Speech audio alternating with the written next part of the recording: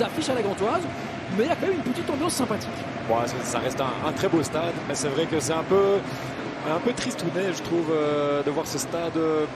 Et Boukamir qui se retrouve sur le banc. Oui, Titraoui qui sera aujourd'hui très important dans le dispositif de RIC 2000. Et Lorenz Visser va pouvoir lancer les débats ici.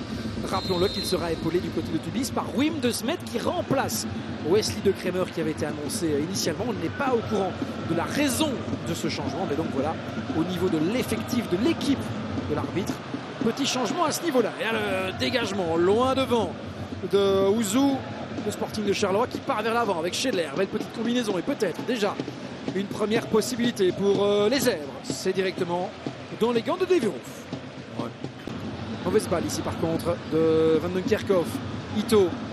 Il y a Kanga dans la surface, mais il y a également la possibilité ici avec Gandelman. Ouais. Belle reprise. Oui, un peu je pense, mais il était à la bonne position. On va voir qui se libère là du marquage. Attention du côté de Charleroi, on est vraiment, finalement on oublie le Gantois au deuxième poteau. Attention, de nouveau un ballon perdu par le Sporting Charleroi. Et revoici les Gantois avec Van der Heyden. Kadri. Delorge qui repasse avec Ito. Est-ce qu'il peut frapper Ito? Et ça termine au fond. C'est 1-0 pour la Gantoise. De la Vallée surpris à son premier poteau. Un petit peu dévié ce ballon, mais on l'a senti tout de suite quand il a reçu le ballon. Il était assez libre, il a pu se retourner et enclencher une frappe. Ouais, un ballon qui vient lécher un petit peu le montant et il avait la vue masquée, le gardien Carolo, malheureusement pour lui. Quel entraînement, quelle entrée en matière des troupes d'Ivan Leko. Ce qui est bien fait, c'est la passe aussi de Delorge en un temps. Je trouve Ito assez esselé. Vous allez voir la passe ici. Voilà, hop. Ouais, c'est pas un tir très puissant non plus. Hein. Non, non. Face à la Macédoine du Nord, pour la toute première fois, les Diables seront ici, à Gand. Fluke dans la surface, Fluke, le centre au deuxième. Et la reprise arrêtée par Rouve alors qu'il y avait un Gantois au sol. Et on le voit ici en haut de l'image à gauche. C'est la part de Van den Kerkhoff. Et on voit ici le bon centre. Hein. Ah, il y a du monde hein, dans le rectangle. Il y a 4 joueurs de Charleroi. Fluke, qui est à l'heure actuelle toujours le dernier buteur du Sporting Charleroi.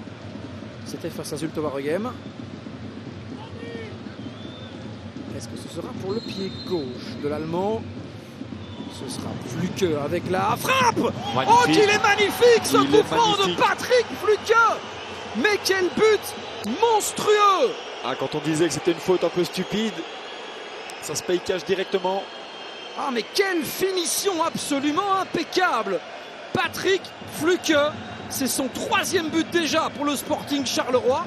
Eh bien, quand on parlait de transfert qui s'était rapidement et bien adapté dans l'effectif de RIC 2000, en voici un. Ah ouais, il est magnifique ce coup franc. Devirouf ne peut absolument rien faire. Qui parvient à se retourner et trouver Titraoui. Titraoui, la frappe. Sorouf. Elle était pas mal. Samoise vers Skoras, ce sera vers Fluke et ensuite Van den Kerkhoff pour la dernière touche de balle de cette première mi-temps. Reparti ici à la Planet Group Arena où on le disait, pas énormément d'ambiance. On est curieux de voir ce que ça donnera lorsque les Diables seront ici le vendredi sur le banc d'Ivan Leko. On est en train de brainstormer et c'est joué rapidement. Avec le coup de coin rentrant, on va repasser chez Skoras. La tête et c'est goal. C'est Gandelman qui marque sur coup de coin, comme face au Cercle de Bruges. Les Buffalo reprennent les commandes. Et de nouveau, une phase arrêtée. Bien donné, c'est joué à 2, mais là du côté de Charleroi, à mon avis, il y a quelqu'un qui n'a pas fait son boulot. Parce que là, il y avait un 2 contre 1. Ce qui a permis aux joueurs gantois de donner trop facilement ce centre. Ouais, on est passé par Kadri, puis on est revenu vers Skoras. Et l'assist donc du Polonais pour Omri Gandelman. Regardez ici. On peut jouer le 2 contre 1 avec tout le temps. Il y a un ballon qui est sur Martin Delavallée, mais de nouveau une touche. Alors, de nouveau, la tente est longue. La dernière n'avait rien donné. Celle-ci est récupérée, mais peut-être ici Titraoui qui peut reprendre sans aucun souci dans les gants.